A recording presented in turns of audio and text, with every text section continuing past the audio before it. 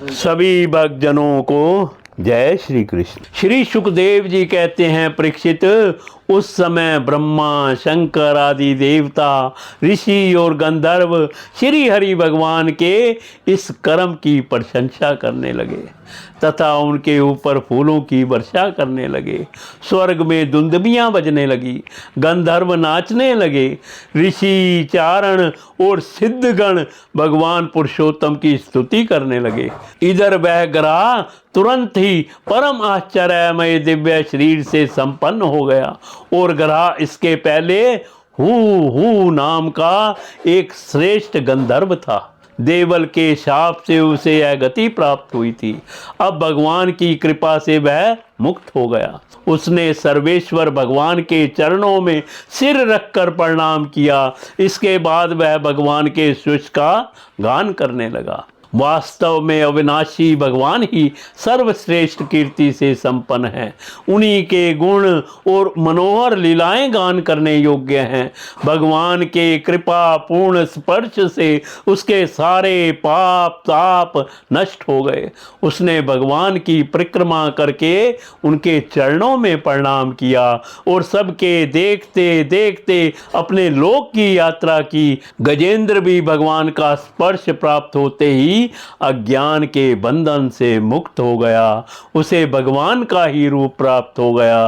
वह पीतांबरधारी एवं चतुर्भुज बन गया। गजेंद्र पूर्व जन्म में द्रविड़ देश का पांड्य वंशी राजा था। उसका नाम था इंद्रयुमन। वह भगवान का एक श्रेष्ठ उपासक एवं अत्यंत यशस्वी था। एक बार राजा इंद्रयुमन राजपाट छोड़कर मलय पर्वत पर रहने लगे थे। उन्होंने जटाएं बढ़ा ली, तपस्वी का वेश धारण कर लिया। एक दिन स्नान के बाद पूजा के समय मन को एकाग्र करके एवं मौन व्रती होकर वे सर्वशक्तिमान भगवान की आराधना कर रहे थे। उसी समय देव योग से परम यशस्वी अगस्त्य मुनि अपनी शिष्य मंडली के साथ वहां आ पहुंचे। उन्होंने देखा कि यह प्रजा पालन और गृहस्थोचित अतिथि सेवा आदि धर्म का परित्याग करके तपस्वियों की तरह एकांत में चुपचाप बैठकर उपासना कर रहा है। इसलिए वे राजा इंद्रियायुमन पर क्रुद्ध हो गए। उन्होंने राजा को यह श्राप दिया कि इस राजा ने गुरुजनों से शिक्षा नहीं ग्रहण की है, अभिमानवश परोपकार से निवृत्त होकर मनमानी कर रहा है। ब्राह्मणों का अपमान करने वाला यह हाथी के समान जड़ बुद्धि है। इसीलिए इसे वही घोर अज्ञानमयी हाथी की योनि प्राप्त। श्री सुखदेव जी कहते हैं, परीक्षित, शाप, श्राप एवं वरदान देने में समर्थ अगस्त ऋषि इस प्रकार श्राप देकर अपनी शिष्य मंडली के साथ वहां से चले गए।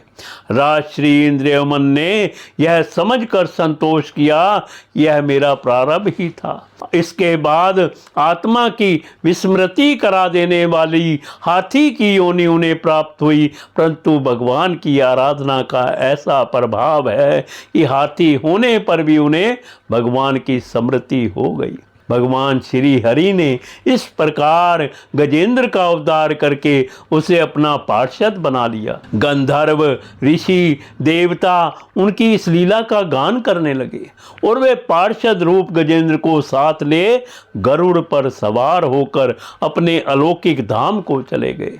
कुरुवंश शिरोमणि परीक्षित, मैंने भगवान श्री कृष्ण की महिमा तथा गजेंद्र के उद्धार की कथा तुम्हें सुना दी। यह प्रसंग सुनने वाले के कलिमल और दुस्वपन को मिटाने वाला एवं यश, उन्नति और स्वर्ग देने वाला है। इसी से कल्याणकामी द्विजगण दुस्वपन आदि की शांति के लिए प्रातः काल जगते ही पवित्र होकर इसका पाठ करते हैं। परीक्षित, गजेंद्र की स्तुति से प्रसन्न होकर सर्वव्यापक एवं सर्वभू स्वरूप श्री हरि भगवान ने सब लोगों के सामने ही उसे यह बात कही थी श्री भगवान ने कहा, जो लोग रात के पिछले पहर में उठकर इंद्रिय निग्रह पूर्वक एकाग्र चित्त से मेरा, तेरा तथा इस सरोवर, पर्वत एवं कंदरा, वन, बैंत, कीचक और बांस के झुरमुट, यहाँ के दिव्य वृक्ष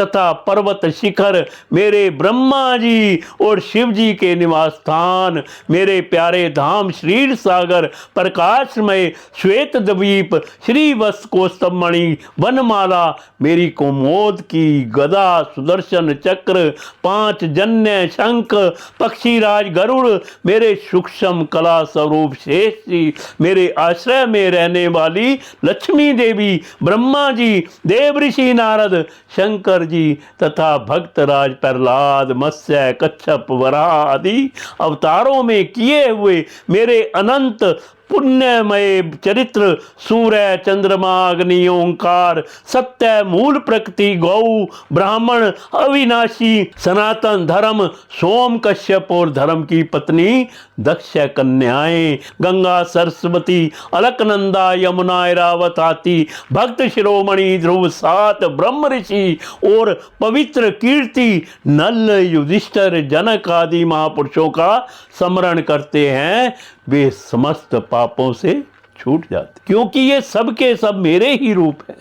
प्यारे गजेंद्र, जो लोग ब्रह्म मुहूर्त में जगकर तुम्हारी की हुई स्तुति से मेरा स्तवन करेंगे, मृत्यु के समय उन्हें मैं निर्मल बुद्धि का दान करूंगा।